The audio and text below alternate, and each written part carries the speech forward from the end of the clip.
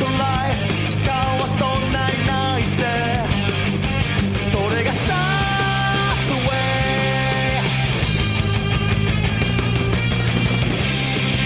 I want this only 探し求めるあの銀色の光の中で誰かを傷つけて自分も傷ついてだけど終わらずにただ追い求め何も見えてないけれど I do I きっとこのままの Pain Trans Continue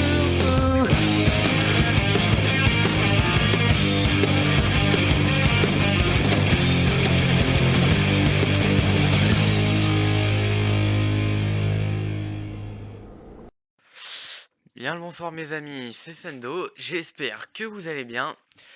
Petit débrief bien à chaud du combat entre Lei ou Lei, enfin, bon, je vais prononcer Lei, je sais que c'est pas comme ça qu'on le prononce en vrai, mais enfin bref. Le débrief du combat entre Lei Wood et Michael Conlan. Et ouais bah putain, quel finish! Là, il vient de le combat vient de se terminer. Donc, Leigh Wood qui remporte la victoire par KO technique dans le tout dernier round. Et putain, c'est compliqué là. Ouais, putain, ils ont directement emmené Conlan au vestiaire. Donc, Conlan faudrait qu'il monte les ralentis. J'ai pas tout à fait compris ce qui s'est passé. Conlan était plutôt bien dans le round, même il était vachement moins bien qu'en début de combat, genre, je vais y revenir. Et d'un coup, il se retrouve dans les cordes et il est plus là. D'un coup, il est absent. Peut-être qu'il s'évanouit. C'est pas impossible. Peut-être qu'il s'évanouit dans les cordes. Leigh Wood enchaîne quelques coups. L'arbitre, enfin, Conlan tombe direct et l'arbitre arrête directement le combat. Enfin, quand je dis Conlan tombe, il tombe du ring, carrément. Ouais, en y repensant, j'ai vraiment l'impression qu'il s'est évanoui. Et ça peut se comprendre au vu du combat. Alors, j'ai fait ma petite score. Ouais, j'ai fait ma petite scorecard. Bon, en même temps, ma petite scorecard, c'est exactement la même que celle de Tony Bellew. Donc, voilà, c'est assez rare pour souligner ça. J'ai exactement la même carte que ceux des commentateurs. Enfin, que celle des commentateurs, pardon. Euh, euh, à l'arrivée au 12e round, enfin, c'est très serré. J'ai un Conlan légèrement en avance. Mais clairement, au 8e round, j'avais Conlan très très nettement en avance. Voilà. Faut quand même rappeler. Enfin, premier round, vraiment dans l'observation. Les deux se mettent bien. Conlan commence en droitier, mais très rapidement, il se met en gaucher. Il prend le timing. Wood pose sa boxe. Il prend le centre du ring. Il place son bras avant, mais vraiment juste pour le gêner. C'est pas, il travaille pas vraiment derrière le bras avant.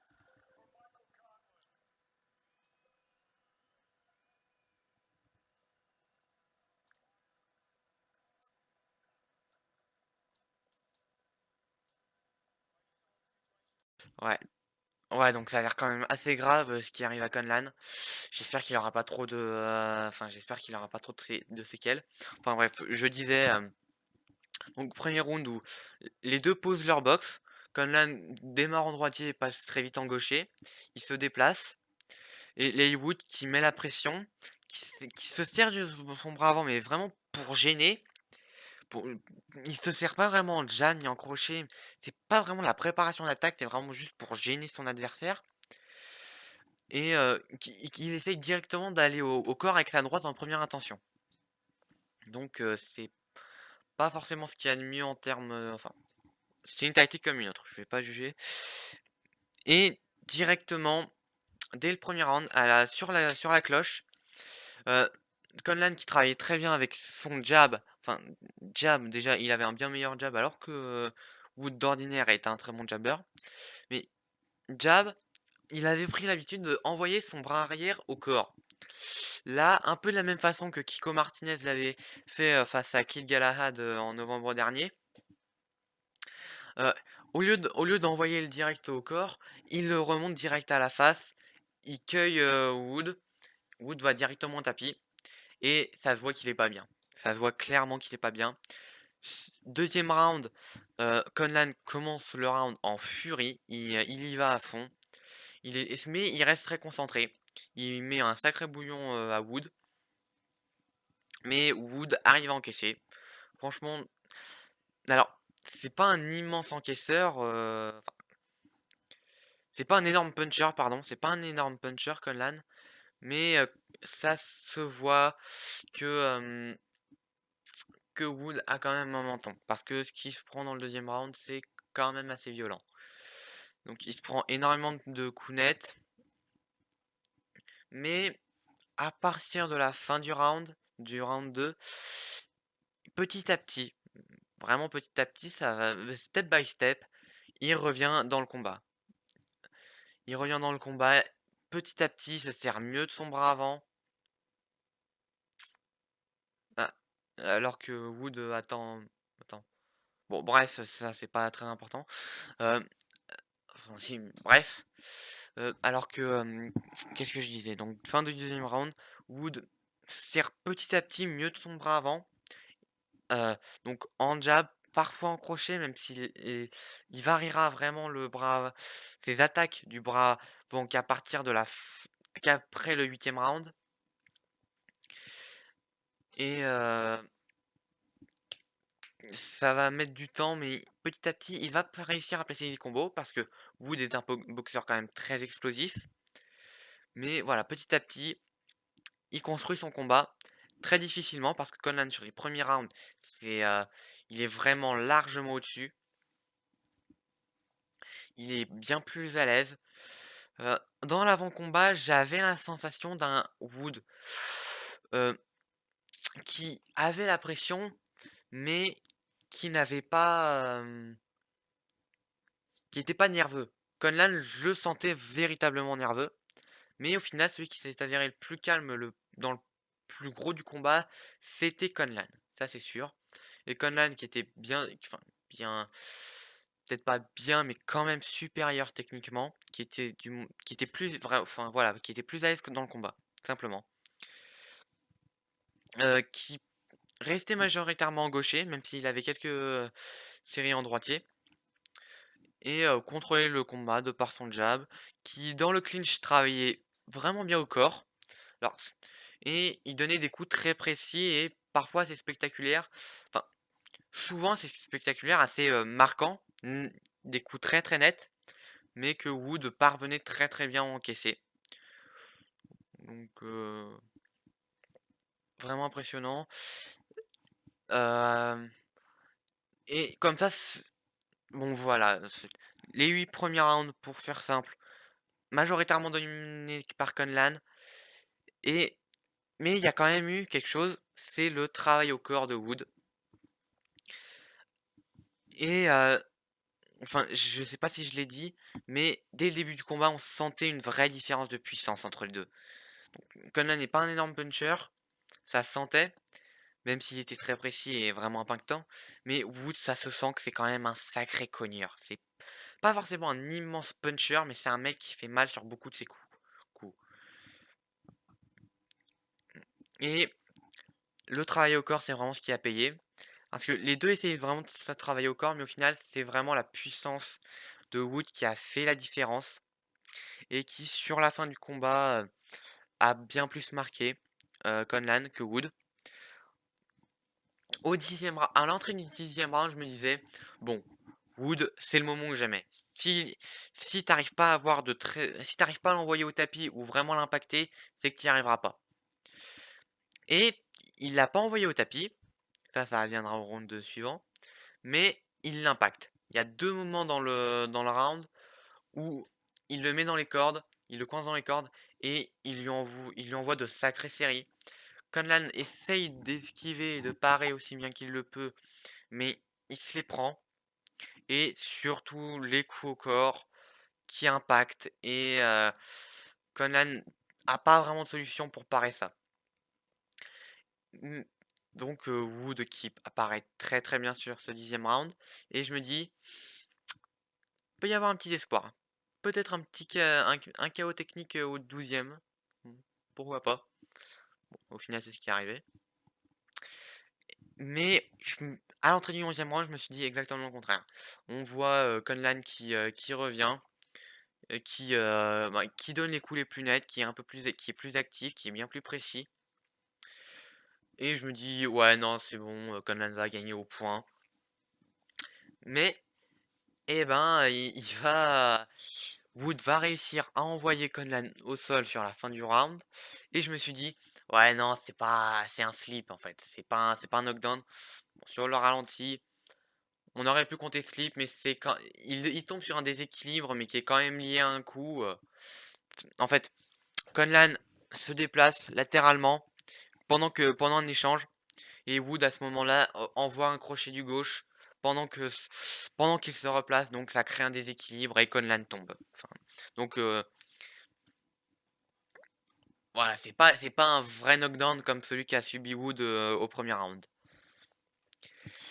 Et donc du coup, on arrive à ce 12e round qui était vraiment très équilibré, mais qui commençait comme le 12e et d'un coup, bon, alors, moi je suis un peu con, donc là je vais revoir ce qui s'est passé exactement.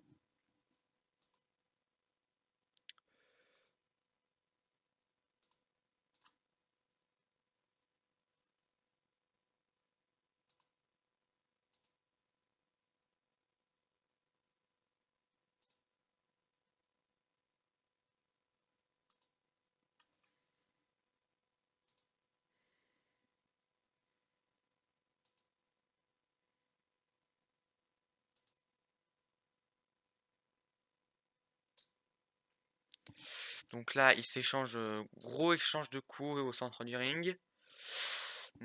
Wood qui prend l'avantage, Conlan qui va dans les cordes. Ah! C'est un coup de la droite. C'est un coup de la droite. Il se prend, ouais, Conlan se la prend en plein menton et ça l'éteint. Et ça l'éteint et il tombe du ring. Donc d'accord, ouais, je pense qu'il s'est évanoui, mais voilà, il s'est pas évanoui d'un seul, ouais. Ouais, sacré KO quand même.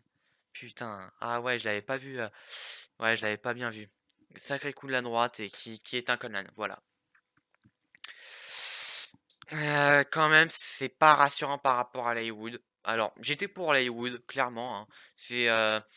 Voilà, j'avais jamais vu un combat entier de Conlan, mais c'était pas un boxeur que je suivais énormément, et surtout, il avait affronté personne simplement chez les pros. Alors, il a fait 2 fois la finale des JO. Hem, alors si je me sou il avait battu, Nordin Oubaali, à Londres en 2012 et je crois, heu, je sais plus ce qu'il avait fait, en 2016. Je sais même pas s'il avait obtenu une médaille en 2016, enfin bref. Mais Conlan, il avait déjà 28 ans. Il avait pas affronté grand monde, c'était pas spécialement impressionnant donc il a quand même montré que c'était du haut niveau parce que Leigh Wood, c'est quand même un top 5 mondial pour Ring Magazine.